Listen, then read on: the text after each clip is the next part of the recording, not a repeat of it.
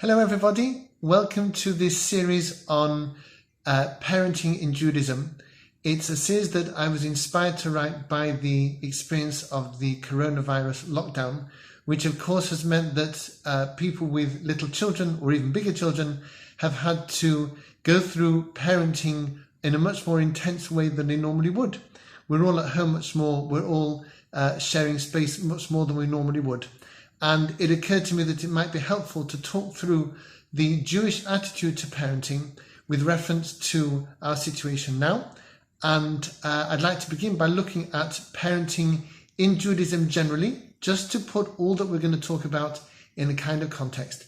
And then hopefully in a couple of sessions' time, we can come back to practicalities based on this foundation. So for starters, parenting pops up in unexpected places in Judaism. It's known that the Ten Commandments were given on 2 tablets of stone. The first is said to be about relations between us and God, and the second is about how we treat other people.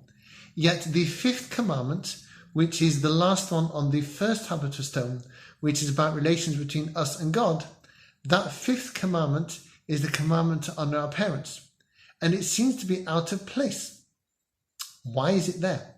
It should surely be on the second group of 5 with the other commandments about how we relate to other people.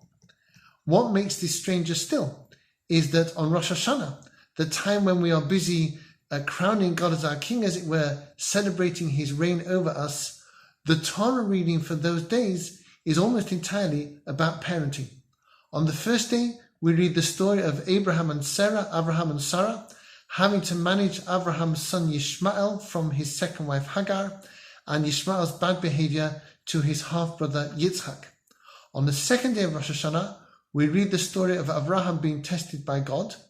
God commanded Abraham to take the object of his deepest love, his son Yitzhak, and offer him as a sacrifice to God, only stopping him at the last moment. In the Haftarah, we read the story of Hannah, and her fervent prayers for a child. Her prayers are finally answered when she promises that if she has a son, she will devote him to serving God. She then bears a son who later becomes the prophet Samuel.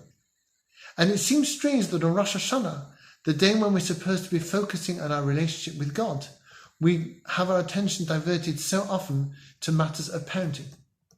And the point of all this is that parenting exists so that we can understand our relationship with God. If children are brought up in a healthy way, then their relationship with their parents will give them an insight into how God cares for us and how we can relate to him. Therefore, the mitzvah to honor our parents is on the first of the 2 tablets, since through honoring our parents, we learn to honor God. And on Rosh Hashanah, we learn about parenting so that we can understand how God relates to us and the complexities and challenges of our relationship with him. This process starts the moment a child is born. I remember when we had our first child in Jerusalem, our Moshe Chaim. He was a few hours old, and one of the nurses came to check that all was well and also to offer us any advice we might wish on looking after our first child. And we asked this nurse, when should we feed our boy? Should it be by the clock to a schedule, or when he cries and we think that he might want some food or something to eat or drink?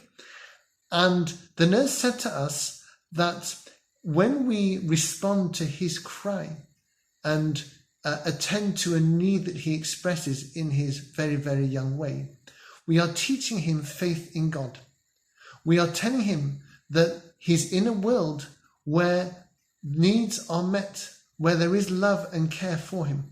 And this is a first step from his very early years to understanding that God loves us and God is there for us. Therefore, this is a message that will be conveyed to a child from the earliest youth. Through our parenting, we teach them that care exists in the world, and we lead them from that expectation, from that understanding, to the expectation and understanding of God's own care. It is hardly surprising that God explicitly refers to himself as our parent, because when we relate to our parents, we learn to relate to God. The first thing that Moses said to Pharaoh as the beginning of the Exodus process was, "Thus says God, Israel is my firstborn child. Jews are God's firstborn, the first nation he chose, but everybody in the world is God's child." Later on in the book of Devarim, Moshe tells us to embed in our hearts the idea that when God punishes us, he does so like a parent punishing a child. One of the most famous prayers on Rosh Hashanah and through to Yom Kippur is Avinu Malkeinu. We refer to God as Avinu, our Father, before we call him Malkeinu, our King, because our primary relationship with God is a parent-child relationship. So in Judaism, parents are not just supposed to form their children's personalities, give them a good time, show them love, or teach them to survive and be independent. A parent may do all these things for the child, but in terms of Jewish parenting, they still have not accomplished parenting in its fullest sense. Because in Judaism, we say that relating to parents is a first step for a child to learn to relate to God. This places a great responsibility on parents. If we relate well to our children, we are creating the base for a life of the highest goodness. If we destroy the notion of a good parent in our children's eyes, we will damage their relationship with God. So what is the Jewish definition of a good parent? We'll deal with that in part 2. Thanks for listening.